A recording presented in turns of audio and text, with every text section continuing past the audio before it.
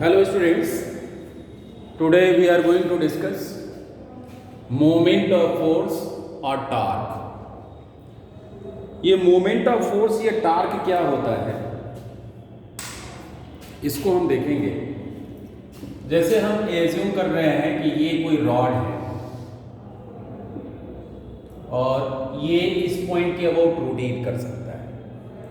इस पे हमने ऐसे फोर्स अप्लाई किया, ये फोर्स अप्लाई किया, तो क्या होगा, ये रॉड इस एक्सिस के अबाउट रोटेट करेगा।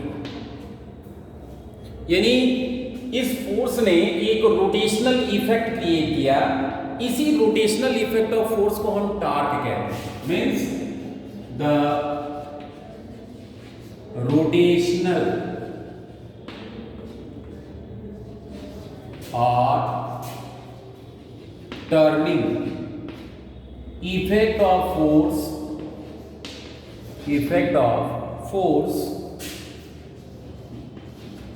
is called torque.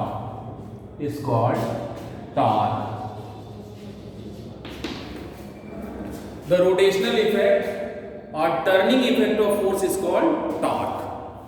इसको हम टार्क कहते हैं। अब हम ये समझेंगे, हम ये जूम कर रहे हैं इस पॉइंट को O और इस पॉइंट को P ले रहे हैं। ये हम एज्यूम कर ले रहे हैं कि ये पोजीशन वेक्टर है, कोई पार्टिकल यहां पे एज्यूम कर ले रहे हैं और इस पे फोर्स हमने F लगाया। हम ये भी मान ले रहे हैं कि ये एंगल थीटा है। तो रोटेशनल इफेक्ट क्या होगा इसमें? रोटेशनल इफेक्ट जो टार्क होता है इसको वेक्टर फॉर्म में हम लिखते हैं vector R cross F। Vector form में हम वेक्टर R क्रॉस F लिखते हैं। इसको 3 डायमेंशनल कोऑर्डिनेट सिस्टम में हम ऐसे एक्सप्रेस कर सकते हैं। ये एक्स वाई जेड हमने कोऑर्डिनेट सिस्टम लिया हुआ, ये प्लेन एक्स वाई प्लेन है। तो इसी में हमने ये पॉइंट P ले लिया, इसका पोजीशन वेक्टर ले लिया। पोजीशन वेक्टर क्या होता है? The position of a particle with respect to origin is represented by a vector called position vector. यहां पे हमने फोर्स लगाया ये होगा torque. Vector tau is equal to vector R cross. अब हम देखते हैं इसका मैग्नीट्यूड कितना होगा। तो इसका मैग्नीट्यूड हो जाएगा torque is equal to RF sin theta. A cross B is equal to AB sin theta n cap होता है। मैग्नीट्यूड लगाएंगे, जब मैग्नीट्यूड निकालेंगे तो n कैप हम उसकी वैल्यू 1 लेंगे। Torque is equal to RF sin theta होगा। अब जरा देखें आप, ये क्या हो जाएगा, F into R sin theta. R sin theta क्या होगा, इसको आप जो है बैक करिए, यहां पे इससे परपेंडिकुलर ड्रॉ करिए। ये परपेंडिकुलर है, ये एक्चुअली थीटा है, तो ये एंगल थीटा होगा और ये होगा R perpendicular is equal to R sin theta. यानी ये हो जाएगा F इंटू R परपेंडिकुलर। यानी टार्क क्या होगा, torque is equal to magnitude of force multiplied by the perpendicular distance. ये क्या है actually, line of action of force. ये line of action of force है। इस लाइन ऑफ एक्शन से जो ये डिस्टेंस होगा, this is called perpendicular distance. So force multiplied by the perpendicular distance between the line of action of the force with the axis of rotation।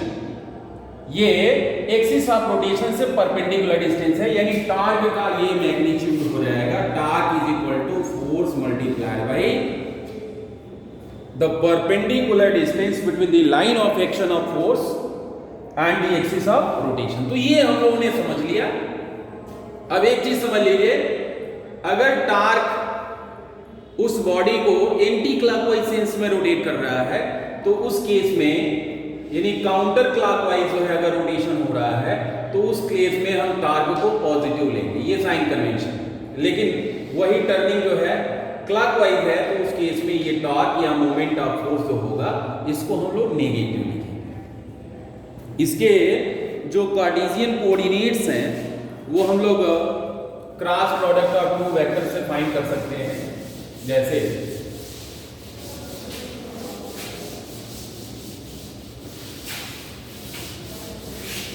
आप देखें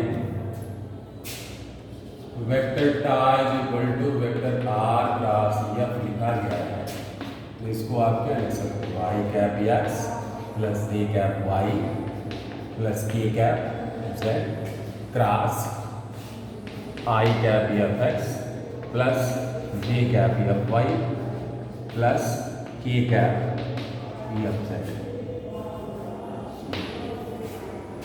and this is equal to I cap, J cap, K cap, X, Y, Z and Fx, Fy, Fz। इस form में हम लोग लिख सकते हैं, और जब हम इसको सॉल्व करेंगे इस डिटर्मिनेंट को, तो ये हम लिख पाएंगे I cap क्रॉस मल्टीप्लिकेशन करिए Y F Z minus Z F Y Z F plus नहीं, यहां minus plus minus plus minus J cap, इसको आप छोड़ दोगे, इसको छोड़ दोगे, X F Z X F Z minus Z F X Z F X. अब ये हो जाएगा प्लस के कैप, यहां सॉल्व करेंगे X F Y minus Y F X, X F Y minus Y F x.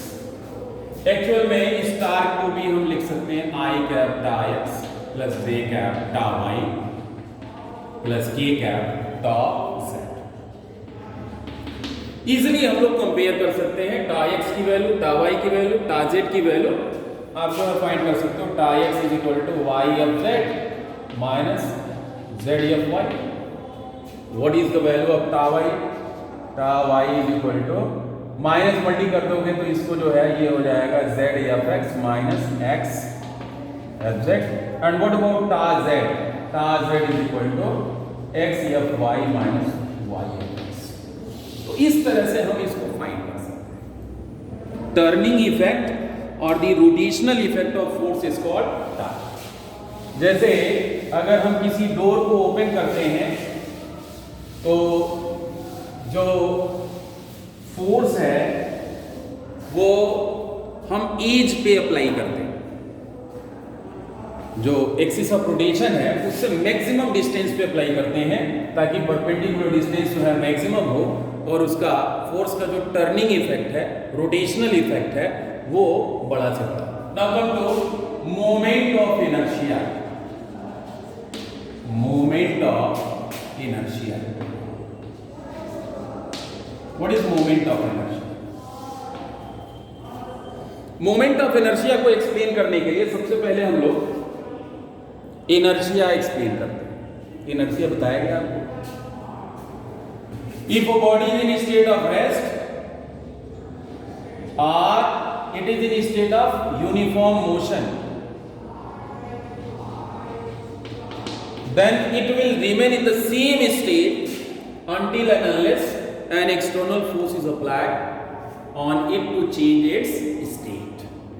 अगर कोई body rest में है या यूनिफॉर्म मोशन में है तो वह बॉडी उसी स्टेट में बनी रहेगी जब तक कि उसके ऊपर कोई एक्सटर्नल फोर्स अप्लाई न किया। यानी यह बॉडी अपने स्टेट ऑफ रेस्ट या स्टेट ऑफ यूनिफॉर्म मोशन में होने वाले किसी भी चेंज को अपोज करती है, और यही अपोज करने की जो प्रॉपर्टी है स्टेट ऑफ रेस्ट या स्टेट ऑफ यूनिफॉर्म मोशन में होने वाले किसी भी चेंज को अपोज करने की जो प्रॉपर्टी है, that property is called what? Inertia. इसी प्रॉपर्टी को हम क्या कहते हैं? इनर्शिया। अब हम ये भी कहते हैं कि मास जो है ऑब्जेक्ट का बड़ा है तो इसके अंदर अपोज करने का कैरेक्टर ज्यादा होगा, इसकी टेंडेंसी जो है अपोजिशन की ज्यादा होगी।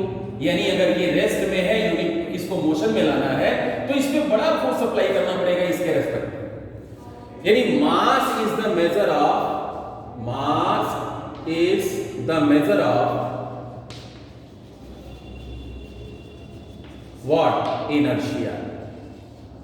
मास is the measure of inertia. Inertia को आप डिफाइन करते हो the property by virtue of which a body opposes any change in its state of rest और state of motion, uniform motion, is called inertia. Inertia आपने explain किया था, inertia of rest, inertia of motion, inertia of direction, ये सारी चीजें explain की। अब चलिए ये सब चीजें तो ट्रांसलेशनल मोशन में डिस्कस की गई। हम कोई फ्लाईव्हील एज्यूम कर रहे हैं, ये फ्लाईव्हील ये इस तरह,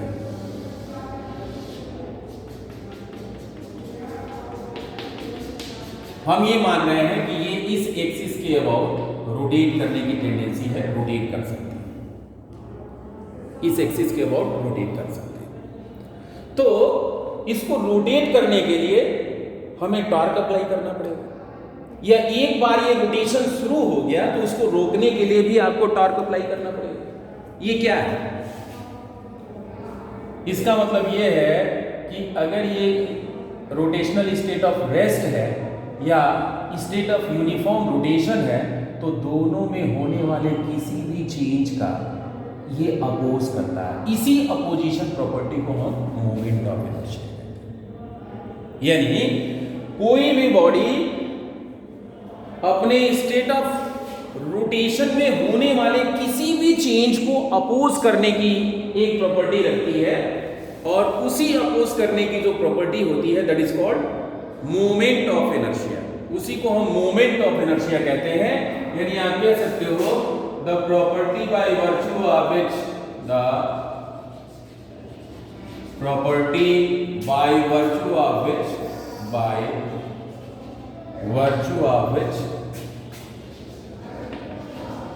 a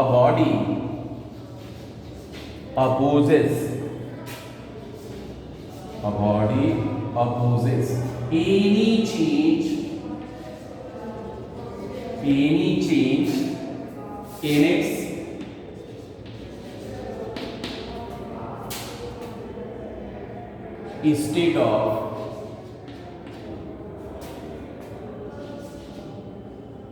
state of rest or uniform rotation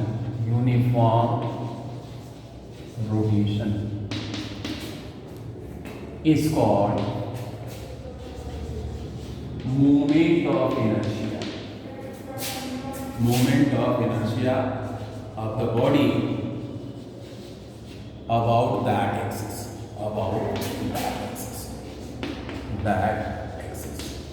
इसको हम मोमेंट ऑफ इनर्शिया कहते हैं उस बॉडी की। यानी जो काम इनर्शिया का ट्रांसलेशनल मोशन में होता था वही काम मोमेंट ऑफ इनर्शिया का rotational motion. Inertia external force का अपोज करती है और मोमेंट ऑफ इनर्शिया एक्सटर्नल जो टार्क अप्लाई करते हैं, इसको रोटेट करने की कोशिश करते हैं, उसका अपोज करता है। यानी जब भी हम इसको रोटेट करने की कोशिश करेंगे तो मोमेंट ऑफ इनर्शिया उस रोटेशन को अपोज करेगा। Greater the moment of inertia greater will be the opposition and vice versa. जितनी ज्यादा मोमेंट ऑफ इनर्शिया होगी उतना ही ज्यादा ये अपोज करेगा। यानी हम ये कह सकते हैं कि the role which is played by mass in linear motion, the same role is played by moment of inertia in rotational motion. जो रोल इनर्शिया का लीनियर मोशन में होता है ठीक वही रोल मोमेंट ऑफ इनर्शिया का रोटेशनल मोशन में होता है। अब ये मोमेंट ऑफ इनर्शिया कैसे फाइंड करते हैं? जैसे सपोज कर लो कि ये पॉइंट के अबाउट जो है इस पार्टिकल का ये मास है, या इस एक्सिस को हम जो है ये एक्सिस ले रहे हैं, ये मास है, ये पार्टिकल है, इसकी डिस्टेंस यहां से आ रही है। इसकी मोमेंट ऑफ इनर्शिया जो होती है, इसकी मोमेंट ऑफ इनर्शिया इस एक्सिस के अबाउट mr स्क्वायर होता है।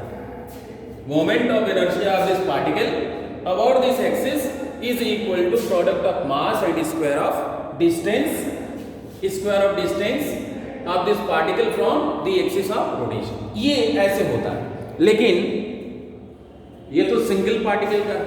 अगर हमारे पास कोई बॉडी है, I am supposing a body like this, और ये एक्सिस ऑफ रोटेशन, ये बहुत सारे पार्टिकल्स होंगे, इसमें रिजिड बॉडी हमने लिया हुआ है, बहुत सारे पार्टिकल्स होंगे, ये m1 मास है, ये m2 मास है, डॉट डॉट डॉट डॉट, ये mn मास है, ये r1 डिस्टेंस है, ये r2 डिस्टेंस है, डॉट डॉट डॉट डॉट, ये rn डिस्टेंस है। तो इस केस में जो मोमेंट ऑफ इनर्शिया होगी, ये जितने भी पार्टिकल्स हैं सबकी मोमेंट ऑफ इनर्शिया को आप ऐड कर लीजिए, यानी पहले पार्टिकल की moment of inertia plus second plus third plus fourth dot dot dot dot nth, और इनकी मोमेंट ऑफ इनर्शिया में किसी भी पार्टिकल के मोमेंट ऑफ इनर्शिया आप फाइंड कर सकते हो। ये हो जाएगा m1 r1 square plus m2 r2 square plus dot dot dot dot mn rn square, और इसको हम लिख लेंगे summation mi ri square i varying from 1 to n। ये moment of inertia I is equal to sigma mi ri square, ये moment of inertia. अब moment of inertia और inertia में क्या डिफरेंस है, इसको आपने देख लिया कि इनर्शिया जो रोल लीनियर मोशन में प्ले करता है, मोमेंट ऑफ इनर्शिया वही रोल रोटेशनल मोशन में प्ले करता है। इनर्शिया सिर्फ और सिर्फ मास पे डिपेंड करता है, लेकिन मोमेंट ऑफ इनर्शिया केवल मास पे डिपेंड नहीं करता। मास पे डिपेंड करता है लेकिन केवल मास पे डिपेंड नहीं करता। जैसे अगर हमारे पास दो ऑब्जेक्ट्स हैं और दोनों के सेम मास है, इसको हमने फ्लाई व्हील लिया हुआ है, इसमें पूरा का पूरा मटेरियल जो है इसके पेरीफेरी पे इकट्ठा है, सरकमफेरेंस पे है, और यहां हमने डिस्क ले लिया, ये यूनिफॉर्मली डिस्ट्रीब्यूटेड, दोनों की एक्सिस सेंटर ऑफ मास से जो है पास करती है। अब आप देखें दोनों का मास सेम है, दोनों का मास सेम। इसकी मोमेंट ऑफ इनर्शिया चेक करने के लिए हम क्या करते हैं, इसको रोटेट करने की कोशिश करते हैं, तो हम देखते हैं कि इसमें रिक्वायर्ड टार्क की वैल्यू ज्यादा है, ये इजीली रोटेट हो जाता है, यानी रिक्वायर्ड टार्क कम। इसका मतलब ये हुआ कि इसकी मोमेंट ऑफ इनर्शिया बड़ी है और इसकी मोमेंट ऑफ इनर्शिया छोटी। रीजन क्या है? रीजन ये है कि इसमें जो मास है वो मैक्सिमम डिस्टेंस पे प्लेस है। ये डिस्टेंस जो है मास का पूरा मास जो है मैक्सिमम डिस्टेंस पे प्लेस्ड है, लेकिन यहाँ पूरा का पूरा मास जो है मैक्सिमम डिस्टेंस पे प्लेस नहीं है, यहाँ भी मास है, यहाँ भी है, यहाँ भी है, इसलिए इसकी मोमेंट ऑफ इनर्शिया कम होगी। हम प्रैक्टिकली देखते हैं कि इन दोनों को रोटेट करने में यहाँ टार्क ज्यादा लगता है, यहाँ टार्क कम लगता है। यही नहीं, एक बार हम रोटेट करके छोड़ देते हैं तो ये लंबे समय तक रोटेट करता है, यानी इसको रोटेट करना भी टफ है, ज्यादा टार्क चाहिए, और रोकना भी टफ है, ज्यादा टार्क चाहिए, और इस केस में जो है दोनों की वैल्यूज क्या होंगी। तो मोमेंट ऑफ इनर्शिया का जो रोल होता है, सिमिलर रोल होता है जो मास का लीनियर मोशन में होता है, वही मोमेंट ऑफ इनर्शिया का रोटेशनल मोशन में होता है। देखिए फ्लाईव्हील की मोमेंट ऑफ इनर्शिया बड़ी होती है, इसीलिए जो इंजन होता है, जो उसमें सैफ्ट लगाया जाता है, उसके आगे फ्लाईव्हील लगाया जाता है। इससे होता क्या है कि वह उसके मोशन में होने वाले किसी जो टार्क अप्लाई किया जाता है, अगर ये फ्लाईव्हील नहीं होता तो उसकी स्पीड, जो उसकी एंगुलर स्पीड होती, वो कांस्टेंट नहीं होती, वो चेंजिंग स्पीड होती। लेकिन इसके कारण चूंकि इसकी मोमेंट ऑफ इनर्शिया बड़ी होती है, तो यह किसी भी चेंज, एंगुलर वेलोसिटी में होने वाले किसी भी चेंज को ये अपोज करता है, यानी उसके मोशन को यूनिफॉर्म बनाए रखता है, इसलिए हम उसमें फ्लाईव्हील यूज करते हैं। तो ये मोमेंट ऑफ इनर्शिया हो गया। इसके बाद हम एक टॉपिक डिस्कस करेंगे, radius of gyration. Radius of gyration क्या है?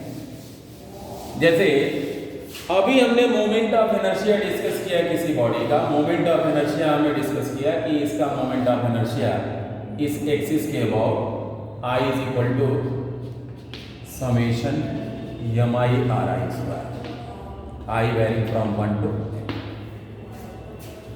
हम ये एज्यूम कर रहे हैं कि पूरी बॉडी का जो मास है कैपिटल M, अगर किसी एक पॉइंट पे इकट्ठा हम एज्यूम करें ये डिस्टेंस की है, और इस डिस्टेंस के स्क्वायर में ये मास मल्टीप्लाई कर दें और इसकी मोमेंट ऑफ इनर्शिया वही मिले जो कि एक्चुअली इस बॉडी की मोमेंट ऑफ इनर्शिया इस एक्सिस के अबाउट है, then this distance is called radius of gyration. इसी डिस्टेंस को हम रेडियस ऑफ गायरेशन, यानी radius of gyration of a body about an axis is the distance square of which when multiplied with the total mass of the body gives the moment of inertia of the body of its actual distribution of mass। यानी actual distribution of mass में जो moment of inertia है वही moment of inertia radius of gyration के square में mass multiply करने पे मिले, then this is called radius of gyration. यही के जो है इसमें रेडियस ऑफ गायरेशन, इसको हम रेडियस ऑफ गायरेशन कहेंगे। थैंक्स।